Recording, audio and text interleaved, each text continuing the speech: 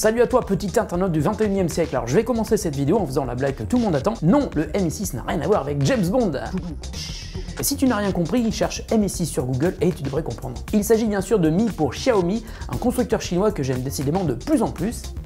Merci Xiaomi, et qui propose aujourd'hui le Mi6 qui est son smartphone le plus haut de gamme et certainement l'un des meilleurs smartphones du marché en ce moment. Et je remercie d'ailleurs Gearbest qui m'a gentiment envoyé le smartphone pour me permettre d'en faire une revue pour vous en vidéo. Et surtout ne manquez pas mon fil Twitter parce que je donne régulièrement des codes promo pour acheter moins cher chez Gearbest. Le Mi6 se place donc en concurrence frontale avec le OnePlus 5, le Samsung Galaxy S8, mais aussi le Honor 9 ou le Huawei P10 car il est super bien équipé. Snapdragon 835, 6 Go de RAM, 64 Go de stockage, une puce graphique Adreno 540, ce qui se fait de mieux dans les smartphones en ce moment. Alors la première impression qui se dégage de ce smartphone, c'est d'abord sa grande qualité de finition, et puis il ressemble aussi beaucoup à un iPhone. D'ailleurs je l'ai passé à plusieurs personnes qui m'ont fait aussi la réflexion. C'est un peu comme le OnePlus 5, sauf que là on a l'impression que c'est une version réduite du OnePlus 5. À l'avant, on retrouve un capteur biométrique qui est aussi un bouton mais sans clic physique. Il y a uniquement une pression par effleurement de chaque côté du capteur, deux boutons de navigation très discrets. Et au-dessous, une prise USB Type C, évidemment compatible avec la recharge rapide de Qualcomm. À l'arrière, un dos arrondi qui est vraiment magnifique et qui ne prend pas trop les traces de doigts, c'est un bon point. Et en haut, un double capteur photo de 12 mégapixels et un flash 2 tons.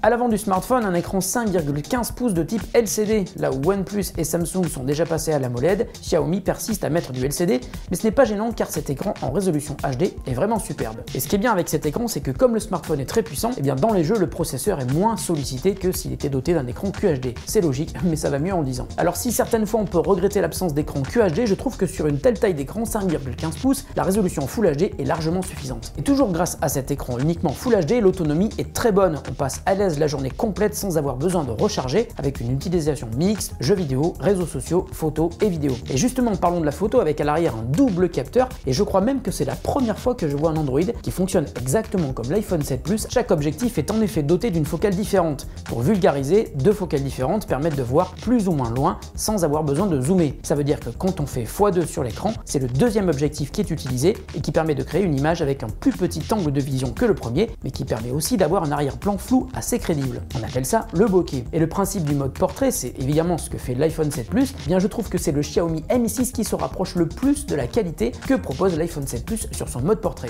Pour le reste, globalement, les photos sont de très bonne qualité, sauf en basse lumière où il a parfois un peu de mal, mais en général, pour les photos en extérieur, les photos de portrait, les photos de paysage, c'est vraiment magnifique. En vidéo, en filmant 4K, avec même une stabilisation assez convaincante et un résultat assez correct en termes de respect des couleurs. Pour terminer sur la partie hardware, il faut aussi signaler que j'ai testé la version qui n'est pas internationale, donc uniquement chinoise. Il y a un chargeur chinois et puis il n'y a pas la bande de fréquence de certains opérateurs 4G en France, donc vérifiez bien si vous achetez ce téléphone qu'il est compatible avec la 4G de votre opérateur. Au niveau logiciel, le Xiaomi Mi6 tourne sous Android 7.1.1 et le constructeur y a ajouté une surcouche assez complète, MIUI 8. J'ai déjà parlé de cette surcouche dans la vidéo sur le Redmi Note 4. Ça peut être déstabilisant, mais les options de personnalisation et de réglage sont vraiment très nombreuses. A noter aussi que l'appareil est dépourvu de prise jack. Alors ce qui est bizarre, c'est qu'il n'est pas hyper fin, donc je pense pas que ça soit un problème de place. J'ai surtout l'impression que Xiaomi a voulu copier Apple en intégrant un adaptateur USB Type C vers jack dans l'emballage de ce smartphone. Incroyable, non? Le Xiaomi Mi6 est dispo aux alentours de 350 € dans sa version 64 Go